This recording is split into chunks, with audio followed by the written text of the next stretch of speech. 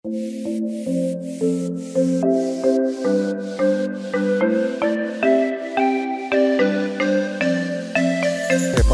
digitalisasi kekarantinaan kapal luar negeri yang diadakan di KKP Kelas 2 Banten, Rabu 4 Oktober 2023, yang dihadiri perwakilan dari beberapa stakeholder. Tujuannya proses kekarantinaan di KKP Banten berbasis digital untuk pengguna jasa yang awalnya butuh waktu 1-3 jam prosesnya sekarang sangat singkat dan butuh waktu kurang lebih 20-30 menit. Namun tidak mengabaikan kewaspadaan terhadap pengawasan kesehatan. Selamat siang Pak Dr. Ongki. Selamat siang Pak Blangkon. Pak Blangkonnya nggak pakai belangkon jadi. Ada lupa manggilnya. Lagi di lapangan. Siap. Pak Dokter, ini ngomong-ngomong bisa dijelaskan giat hari ini nih, rapat pertemuan dengan banyak instansi lain seperti apa, dijelaskan ke sahabat Lugas TV. Ya, sahabat Lugas TV, alhamdulillah hari ini kita melakukan evaluasi terhadap uji coba digitalisasi kekarantinaan kapal luar negeri di Pelabuhan Banten. Jadi nanti proses kekarantinaan di KKP Banten dilakukan dengan digital, gitu. Ini dampaknya sangat luar biasa kepada pengguna jasa. Yang awalnya proses kekarantinaan itu butuh waktu sekitar 2-3 jam per kegiatan. Ini sekarang nanti akan butuh waktu paling lama itu sekitar 20-30 menit. Jadi sangat singkat sekali. Namun tidak mengabaikan kewaspadaan terhadap pengawasan kesehatan. Nah, jadi bukan jadi cepat terus jadi nggak diawasin gitu, bukan. Justru dengan digitalisasi ini yang awalnya pemeriksaan kapal itu hanya dilakukan satu step. Kapal datang, kita naik, semuanya diperiksa di situ di tengah laut, tapi dilakukannya. Dan ini banyak waktu yang dilakukan. Kenapa? Sekitar butuh waktu 2-3 jam. Itu akan jadi sekitar 20-30 menit. Kok bisa begitu? Ya, yang tadinya satu rangkaian kegiatan, ini nanti akan menjadi 3 kegiatan. Yang pertama dengan menjawab kuesioner faktor risiko, gitu.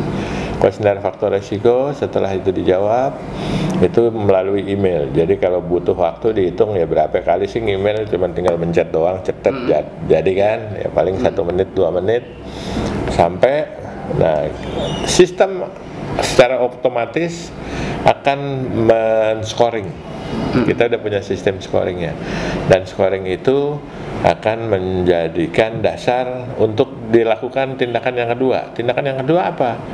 Jika dia ada resiko, dia akan dilakukan wawancara. Wawancaranya repot lagi Pak naik kapal? Enggak, wawancaranya kita gunakan radio komunikasi, radio operating, dan itu paling butuh waktunya sekitar 10 menit sampai 15 menit. Nah, dari wawancara itu, jika ditemukan permasalahan kesehatan, bukan kita jadiin masalah, bukan, justru kita bantu selesaikan. Ada yang sakit, kita bantu buat ngerujuk, gitu. Jadi yang ngerujuk benar-benar yang ahli, gitu kan, sehingga tidak belepetan kemana-mana ini penyakit, kita jagain. Ada yang meninggal, ya kita bantu cek ke rumah sakit. Intinya kita bantu kalau ada masalah. Nah, terus kalau nggak ada masalah gimana? Ya nggak ada masalah, ya sudah, silahkan berproses, lanjut di jeti, ya, di pelabuhan, agar mereka bisa segera proses bongkar muat. Nah, di situ kita akan melakukan monitoring evaluasi berupa verifikasi. Jadi apa yang dijawab ini udah benar, sesuai apa enggak gitu. Ya kalau udah benar, ya alhamdulillah masuk poinnya. Kapan lagi dia berproses di kita, udah punya memorinya kita. Cuman kalau dia nakal, ya silahkan nanti APH yang urus gitu. Jadi nggak main-main nih. Jadi ada 3 tahap pemeriksaan, cuman waktunya bisa lebih singkat. Aneh kan? Iya. Itu yang kita lakukan sekarang. Singkatnya digital. Jadi lebih efektif, efisiensi, menguntungkan dari semua pihak dong. Betul.